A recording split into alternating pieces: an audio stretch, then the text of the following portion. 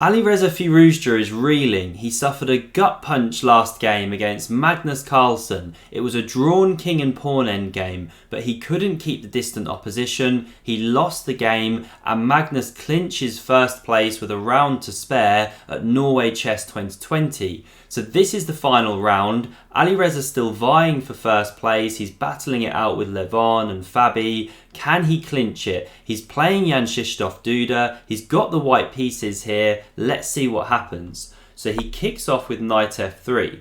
We have d5 from Duda, pawn to g3, pawn g6. And so we'll see Alireza adopting this King's Indian attack like he did against Magnus. Now he goes d4, knight f6. Both players castle their kings, and now pawn to c4, we actually go into this structure known as the Neo-Grunfeld. We can see the similarities to the Grunfeld, but rather than have the open Grunfeld lines with pawn c5 and that kind of thing, it's a slightly more closed structure. So pawn b3 now from Alireza, a very standard way to develop this bishop. It's coming to b2. And now there's different moves for black here. You can go knight to e4. We saw Jordan van Foreest play bishop to f5 against Magnus Carlsen in Tartar Steel earlier this year, 2022. What Duda does here though is takes on c4. The pawn recaptures and then he goes c5. So when you play like this, you are opening up this g2 bishop. That's the downside of it. But the upside here is that you're going to leave white with a worse pawn structure. White either goes pawn e3 here to accept hanging pawns later, or as we saw in the game, bishop to b2, then black can capture, the knight recaptures, and black has the better pawn structure, 2 pawn islands versus 3. But in compensation, white has this great bishop on g2, black has to prove he can complete his queenside development. So queen b6 from Duda, he hits this one on b2. And now I like how Alireza defends. If you come something like queen to b3, it looks very natural, but it's a little bit soft. Black can just get on with the development and isn't forced to actually exchange there. So instead Alireza goes queen to c1. And after bishop to d7, preparing knight c6, he now goes knight to d2 developing. And when the knight hits c6, this is a great move. So you don't actually want to capture here, because after black recaptures, these ones may well get exchanged, and black is just doing fine, better pawn structure, can start targeting c4. So white actually drops this knight back, and the reason it comes to c2 is that it's rerouting to e3 and then d5 later on. I really like how Alireza rearranges the pieces here. So we had rook a to c8 coming to that file, looking at this pawn in the future. And now bishop to c3, another excellent move, clearing the b file for the rook. So the queen actually anticipates that, moves away to a6 here, further targets the pawn, and now queen b2. Great rearranging of the pieces. This battery hits the long diagonal. And now here Duda just plays an inaccurate move. So really I think he should be carrying on with knight a5 here. This is the best move in the position. Very logical, in keeping with the plan of targeting the c4 pawn. And white would have to actually defend that pawn, let's say with knight e3, but then you can go bishop h6. You hit this nice diagonal, put some pressure on, and you don't let white just exchange these ones off really comfortably. But what Duda did in the game was knight to h5. And Alireza can simply exchange here. The knight recaptures. Now that's not such a beautiful square for the knight. And now knight to e3. So this one's coming to the outpost square, and Duda still has to bring these minor pieces here back into the game. They're sitting a bit uncomfortable. So he wants to cover this d5 square, but he can't go pawn e6. Or then knight e4 comes, and you're just having a big party on all of these dark squares. It's really bad for black. So you can't go e6. Best was probably knight f5, immediately bringing this back into the game, but Duda goes bishop to e6 here. Now Alireza just plonks that knight on d5 anyway. The rook came to e8, it covers this e7 pawn from the checking threats in case this one ever moved.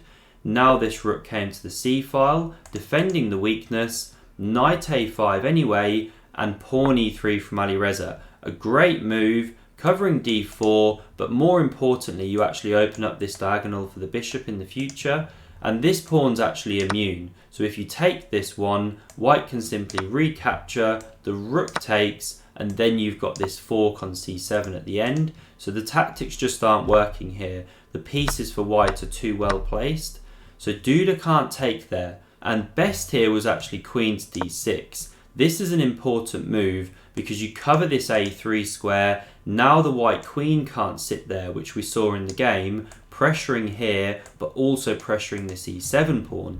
What Duda did was knight to f5, but now pawn e4 comes. Now you have to be careful when playing pawn e4 in these structures because you now block the scope of your bishop, but here it's fully justified because you gain time against the knight, you're building up a huge initiative, and the knight can't come to d6, which you'd probably want to do because pawn c5 is just too powerful. White's just steamrolling through the centre. Yes, you can hop in here and so on, but it's a really nice position for white. Good edge, lots of space, the pieces are all playing. So the knight had to meekly return to g7 here, and now Alireza gets this queen a3 move I was mentioning. So you're pressuring this pawn twice now, threatening to take with the knight, and it's really quite uncomfortable to defend actually.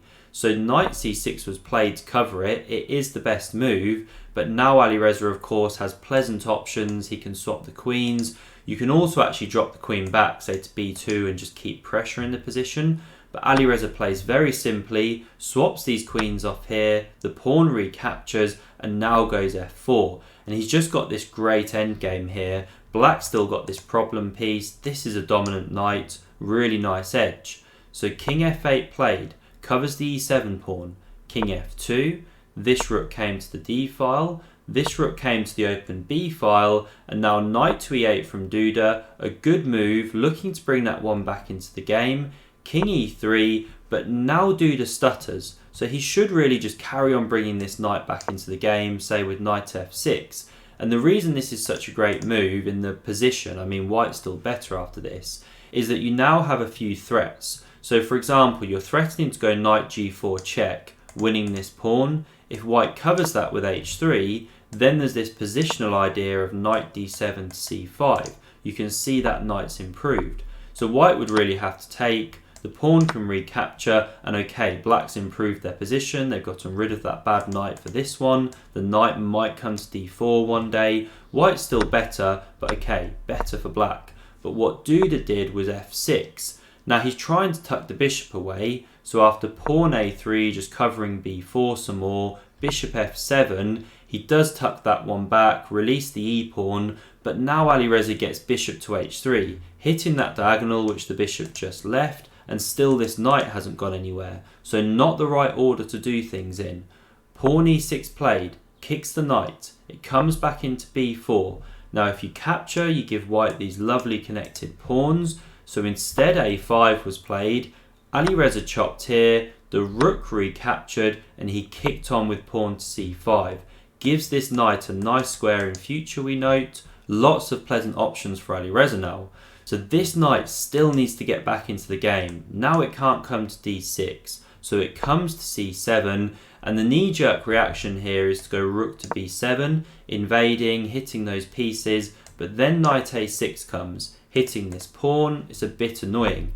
So what Alireza does first is go bishop to f1 here. He covers that knight a6 move. Now if it gets played, you've actually got a tactical shot of going bishop to b5. This rook's actually overloaded. You're winning material here.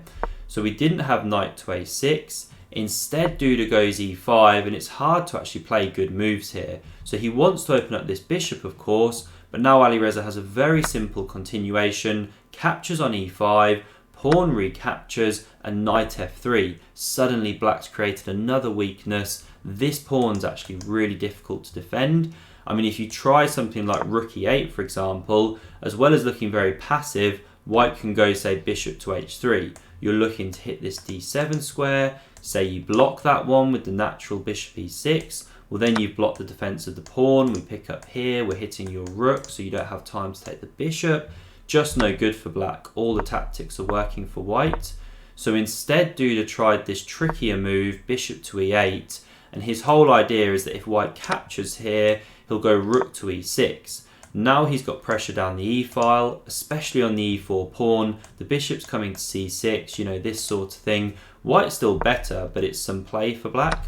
So why go in for that? Alireza goes rook b7 instead. He keeps the pressure.